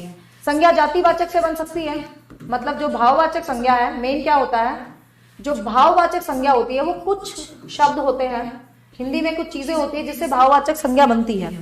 तो भाववाचक संज्ञा किस किस से बनती है। हाँ बिल्कुल, दही पुल्लिंग होता है, ध्यान रखना, दही स्त्रीलिंग नहीं होता, दही एक्सेप्शन है, दही पुल्लिंग में आता है। पढ़ाऊंगी जब लिंग पुल्लिंग, बहुत ही यूनिक है, कहने में लगता है बड़ा आसान है, लिंग पुल्लिंग बहुत मुश्किल होते हैं। ठीक है, आप देखिए जातिवाचक, हिंदी को जितना इजी लेके चलते हैं, हिंदी उतना इजी कभी नहीं आती पेपर में। जातिवाचक से भाववाचक कैसे बनेगा, तो जातिवाचक से बना आपका पुरुष। आपको पता भाई पुरुष शब्द क्या है, जाति है, पुरुष जाति को रिप्रेजेंट कर रही है। लेकिन पुरुष से बन गया क्या, पुरुषत्व। पुरुष से क्या बन गया भाई, पुरुष से बन गया पुरुषत्व। पुरुष से क्या बन गया, पुरुषत्व बन गया। मानव से बन गया, जैसे मानव से बन गया मानवता, मानव से बन गया मानवता। तो आपको क्या चेक करना है, मान ले वो आपसे ये पूछ ले कि पुरुषत्व शब्द, पुरुषत्व जो भाववाचक संज्ञा है वो किससे बनी है। ऑप्शन डाल देगा, वो जातिवाचक से, वो सर्वनाम से बनी है, वो जातिवाचक से बनी है, वो विशेषण से बनी है, या क्रिया से बनी है। तो आपको फाइंड आउट करना है। अब आपको देखना भाई पुरुष में क्या दिख रहा है मुझे, पुरुष में मुझे पुरुष ही तो दिख रहा है, और पुरुष में मुझे पुरुष दिख रहा है, तो पुरुष तो मुझे पता है जाति होती है, पुरुष तो मुझे पता है जाति होती है। तो इसीलिए ये किससे बना है, जातिवाचक से। कई बार वो ये क्वेश्चन पूछेगा कि ये जो भाववाचक संज्ञा वो किससे बनी है, वो क्रिया से बनी है, वो विशेषण से बनी है, या वो जातिवाचक संज्ञा से ही बनी है। तो जैसे पुरुष है, नारी का नारीत्व बन गया। ठीक है, नारी का नारीत्व बन गया। तो ये जो चीज है ये किससे बन गया भाई, ये जातिवाचक संज्ञा से बन गया। किससे बन गया भाई, जातिवाचक। जैसे कि सर्वनाम से बन गया, जैसे कि सर्वनाम से भी भाववाचक संज्ञा बन सकती है। जैसे मैंने लिखा अपना, मैंने क्या लिखा भाई, अपना। ठीक है, अपने से क्या बन गया मेरा, अपनत्व। अब मान लो वो अपनत्व शब्द दे दे और वो कहेगा अपनत्व शब्द जो भाववाचक संज्ञा वो किससे बना है, अपनत्व शब्द भाववाचक संज्ञा किससे बना है। अब ध्यान से देखो, अपनत्व हमने फाइंड आउट करना भाई, ये जो प्रत्यय लग के ही तो बने हैं। अब हमने देखना अपना, अपना क्या होता है यार, अपना तो सर्वनाम के जैसा लग रहा है, तो भाई ये किससे बन गया, सर्वनाम से बन गया। जैसे मैं कहूं निज, निज से बन गया निजतव, निज से बन गया निजतव। तो ये सर्वनाम से क्या बन गई भाई, भाववाचक संज्ञा। मीन्स भाववाचक जो संज्ञा है बेसिकली वो जातिवाचक संज्ञा से बनती है, वो सर्वनाम से बनती है, वो विशेषण से भी बनती है। विशेषण से कैसे बनेगी, विशेषण से अभी अभी हमने बनाई थी। जैसे मीठा से बन गया, मीठा से बन गया मिठास। यह फल मीठा है, मीठा तो विशेषण है, और मीठा से क्या बन गया, मिठास। सुंदर से क्या बन गया, सुंदरता। तो ऐसा कुछ नहीं है, आप जब चीजों को समझोगे, धीरे धीरे हम लेक्चर्स करते जाएंगे तो आपको हिंदी बहुत अच्छी लगने लग जाएगी, कोई ऐसी दिक्कत नहीं है। तो सुंदर से क्या बन गया भाई, सुंदरता बन गया। सुंदर से क्या बन गया, सुंदरता। जैसे मैं कहूं वो बंदा बहुत उदार है, उदार से क्या बन गया भाई, उदारता। उदार से क्या बन गया भाई, उदारता। तो कहने का वो उदार से बन गया उदारता, सुंदर से बन गया सुंदरता, मीठा से बन गया क्या बन गया, मिठास। तो ये क्या है, सब विशेषण से बन गए। तो इसीलिए ये भी क्या हो गई भाई, मानव से मानवता बन गई। ठीक है, मानव से क्या बन गई, मानवता बन गई। तो इस तरीके से क्रिया से भी बन सकता है, क्रिया से भी बन सकता है। जैसे मैंने लिखा थकना, थकना क्रिया है ना, थकना, मैं थक गई, थकना क्रिया है, लेकिन थकना से बन गया थकावट।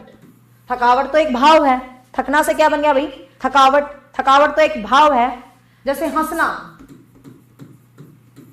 हंसना तो एक क्रिया है, एक्टिविटी है, लेकिन हंसना से बन गया हंसी। अब हंसी तो भाव है, उसकी हंसी बहुत अच्छी है, हंसी तो भाव है, लेकिन हंसना क्या है, क्रिया है। तो क्रिया से भी क्या बन गया भाई, भाववाचक संज्ञा बन गया। ठीक है, क्रिया से भी क्या बन गया, भाववाचक संज्ञा बन गया। कई बार अवयव से भी भाववाचक संज्ञा बनता है, जैसे वावा, वावा से बन गया वावाही। ठीक है, तो कई बार अवयव से भी भाववाचक संज्ञा बन जाती है। तो इस प्रकार से आपको क्वेश्चन मिलेगा एग्जाम में कि भाई ये भाववाचक संज्ञा किससे बनी है। तो आपको कुछ कंफ्यूज होने की जरूरत नहीं है। जब आप सारे शब्दों को अच्छे तरीके से समझ लोगे ना, अभी आपको बहुत चीजें सिखाई जाएंगी, ऑप्शन एलिमिनेट करने सिखाए जाएंगे, बहुत सारी बातें सिखाई जाएंगी, तो आप खुद ही फाइंड आउट कर लोगे। आपको शब्द देखने से पहले पता चल जाएगा हिंदी में ये शब्द क्या है, जब आप सारी क्लास अटेंड कर लोगे। ठीक है, अब कुछ क्वेश्चंस देख लेते हैं जो डिफरेंट एग्जाम्स में प्रीवियस ईयर्स में आए हैं। होप सो भाई तुम्हें संज्ञा का चैप्टर समझ आया होगा। हिंदी पढ़ने का एक तरीका होता है, हिंदी पढ़ने का जो तरीका होता है वो हमेशा क्या रहता है हिंदी पढ़ने का एक तरीका होता है कि आपने हिंदी को सही ढंग से समझना होता है। कॉन्सेप्ट आपका क्लियर है, आपके पास XYZ कोई बुक पढ़ी है, कोई किताब खरीदने की जरूरत नहीं है। कॉन्सेप्ट के लिए कोई बुक मत खरीदना, आपके पास कोई 6वीं 7वीं 8वीं 9वीं कोई पढ़ी है, जाके उसके पीछे से निकाल देना। कोई किताब नहीं पढ़ी है, गूगल पे लिखना प्रैक्टिस ऑफ संज्ञा, अपने आप ऑटोमेटिक कर लोगे। It's not a big issue, concept आपका क्लियर होना चाहिए। अब कुछ क्वेश्चन हैं जो प्रीवियस ईयर्स के एग्जाम में आए, फटाफट से आंसर देना। पहला क्वेश्चन है, इस कॉलोनी के सभी परिवारों को आधार कार्ड बनाए जाए। ठीक है, इस कॉलोनी के ये क्वेश्चन DSSB, एस्टेट, HSSC हर जगह आए हैं। इस कॉलोनी के सभी परिवारों को पहचान पत्र बनाए जाए। सिर्फ थोड़ा सा दिमाग लगाना और आंसर देना। पहचान पत्र बनाए जाए। परिवारों शब्द में कौन सी संज्ञा है? परिवारों शब्द में कौन सी संज्ञा है? आंसर देना भाई, परिवारों शब्द में कौन सी संज्ञा है? अब देखिए, बताओ भाई फटाफट, परिवारों शब्द में कौन सी संज्ञा है? अब आपको देखने में लग रहा होगा यार परिवारों ये तो समूहवाचक होना चाहिए, क्योंकि अभी अभी तो हमने पढ़ा है परिवार समूहवाचक होता है। लेकिन माय डियर, परिवार समूहवाचक होता है, यहां पर परिवारों लिखा है, परिवार नहीं लिखा है। ठीक है, जब कोई समूहवाचक संज्ञाएं वैसे ही बहुवचन में प्रयोग हो जाती हैं, कोई भी संज्ञाएं जब बेसिकली बहुवचन में प्रयोग होती है ना, तो वो जातिवाचक बन जाती है। ध्यान रखना, जितनी भी संज्ञाएं है ना, चाहे भाववाचक है चाहे द्रव्यवाचक हैं, ये एक वचन होती है। आपको पता, भाववाचक भी एक वचन होता है और द्रव्यवाचक भी बेसिकली एक वचन ही होता है। जब ये प्रयोग हो जाती है ना बहुवचन के रूप में, परिवारों आ गया, बहुवचन में जब ये प्रयोग होने लगी तो ये जातिवाचक बन जाती है। ठीक है, ये क्या बन जाती है भाई? जातिवाचक बन जाती है। मैं कहूं मेरा परिवार पानीपत में रहता है, मेरा परिवार पानीपत में रहता है, ये समूहवाचक है। ये क्या है? समूहवाचक। ठीक है, आत्मा शब्द में कौन सी संज्ञा है? आत्मा, ईश्वर, प्रकृति। आत्मा शब्द में, अब इस पे आप गलती कर सकते हो क्योंकि ये एक्सेप्शन है भाई। आपको लगेगा आत्मा तो एक भाव है ना, लेकिन आत्मा एक नेचुरल प्राकृतिक चीज है। ध्यान से सुनना, जो भगवान से संबंधित चीजें होती है ना, जो दैवीय चीजें होती हैं, जो नेचुरल चीजें होती हैं, जो भगवानों वाली चीजें होती हैं, प्रकृति वाली चीजें होती है, वो हमेशा व्यक्तिवाचक होती है, क्योंकि वो हमेशा विशेष होती हैं। ठीक है, तो जैसे आत्मा है, ईश्वर है, प्रकृति है, तो ये विशेष होती हैं। तो ये सभी की सभी किसमें आती है भाई? ये सभी की सभी, प्रकृति है, आत्मा है, ईश्वर है, ये सभी के सभी किसमें आती है? ये सभी के सभी आपके व्यक्तिवाचक के अंदर आती है। ध्यान रखना, ये सभी की सभी किसमें आती है? व्यक्तिवाचक। एक क्वेश्चन आया था, रावणों से बचो, रावणों से बचो। अब तो तुम बचा ही सकते हो आराम से, दिख रहा है, रावणों से बचो। फटाफट आंसर दो, रावणों से बचो। अब ध्यान से देखना, रावणों से बचो, तो यहां पर मतलब बुराई के लिए संकेत दिया गया है। तो ये रावणों भी यहां पर किसका काम कर रहा है भाई? जातिवाचक का। रावणों से बचो, तो ये क्या है? जातिवाचक संज्ञा का उदाहरण है। ये क्या है भाई? जातिवाचक संज्ञा का उदाहरण है। इसी तरीके से क्वेश्चन आ गया गुलाब। ठीक है, गुलाब एक स्पेसिफिक फूल का नाम है, आपको पता है भाई, गुलाब एक फूल है। एक क्वेश्चन है, ऐरावत हाथी में कौन सी संज्ञा है? बताना भाई। ऐरावत हाथी, जो जो क्वेश्चंस पूछे गए मैं उनको ही डिस्कस कर रही हूं। ऐरावत हाथी में कौन सी संज्ञा है?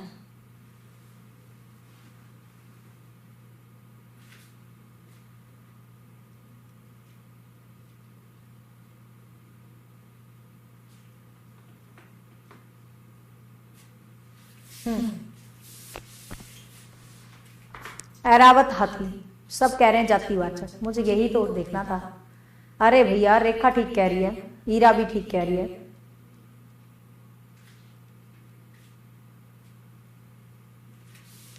अब ध्यान से देखें, हाथी, हाथी नहीं पूछा मैंने आपको, हाथी जातिवाचक है, हाथी जातिवाचक है। मैंने तो ऐरावत पूछा, ऐरावत, ये तो एक विशेष हाथी का नाम है, तो ऐरावत हाथी पूरा एक ही तो है, तो ये व्यक्तिवाचक आएगा। तुम चीजों को अब भी नहीं समझ रहे हो। हाथी नहीं पूछा मैंने, ऐरावत हाथी पूछा है, तो ये व्यक्तिवाचक है। ठीक है, ये क्या होता है? व्यक्तिवाचक होता है, ध्यान रखना। एक क्वेश्चन था, पंडित देश के प्रधानमंत्री थे, पंडित देश के प्रधानमंत्री थे, पंडित देश के प्रधानमंत्री थे, पंडित देश के प्रधानमंत्री थे। पंडित में कौन सी संज्ञा है? अगला है, पंडित बहुत परिश्रमी होते हैं। Answer please.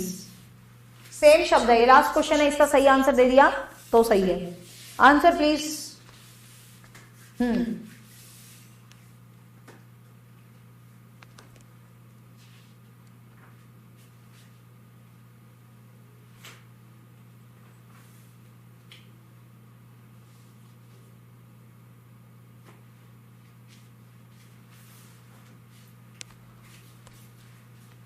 देखिए, पंडित देश के प्रधानमंत्री थे, पंडित देश के क्या है भाई? प्रधानमंत्री हैं। तो यहाँ पर पंडित जवाहरलाल नेहरू की बात हो रही है, तो ये व्यक्तिवाचक संज्ञा है। लेकिन अगला जो सेंटेंस है, पंडित बहुत परिश्रमी होते हैं, तो यहाँ पर पंडित जाति की बात हो रही है, तो ये जातिवाचक संज्ञा है। And the last but not least point, जब कंपेरिजन हो ना, जब तुलना हो तो व्यक्तिवाचक बन जाता है, ध्यान रखना। सॉरी, तुलना में जातिवाचक संज्ञा आती है। तुलना में क्या आती है भाई? जातिवाचक संज्ञा आती है। कैसे आती है जातिवाचक संज्ञा? ध्यान से सुनिएगा। तुलना में क्या संज्ञा आती है भाई? जातिवाचक। कैसे आती है जातिवाचक संज्ञा? ध्यान से सुनिएगा। मैं कहूं राधा घर की लक्ष्मी है, राधा घर की लक्ष्मी है। यहां पर लक्ष्मी है तो व्यक्तिवाचक, यहां पर लक्ष्मी है तो व्यक्तिवाचक। लेकिन मैंने कहा भाई राधा घर की लक्ष्मी है, तो यहाँ पर तुलना हो रही है, मतलब लक्ष्मी के कंपैरिजन बराबर उसको खड़ा किया जा रहा है।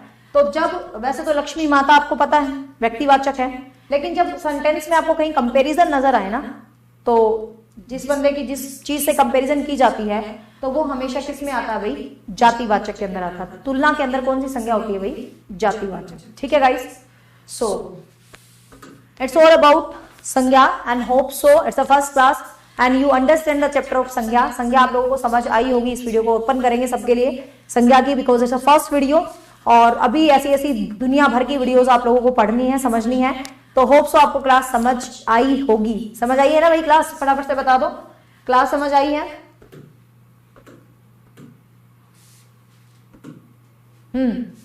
फटाफट से बता दो भाई, क्लास समझ आई है? अब आपका काम क्या है? आपको कॉन्सेप्ट क्लियर है। मैंने बहुत धीरे स्पीड में पढ़ाया, मैं इतनी धीरे पढ़ाती नहीं हूँ कभी भी, क्योंकि बच्चों ने कहा मैम हिंदी हमारी जीरो से शुरू करना, हमारा हिंदी का बेस ही नहीं है, हम कॉमर्स वाले हैं, हम ये हैं वो है। तो मुझे लगा चलो बिल्कुल जीरो से स्टार्ट करती हूँ, और बिल्कुल मैं इतनी धीरे कभी नहीं पढ़ाती हूँ जितना धीरे धीरे मैंने आप लोगों को आज पढ़ाया है।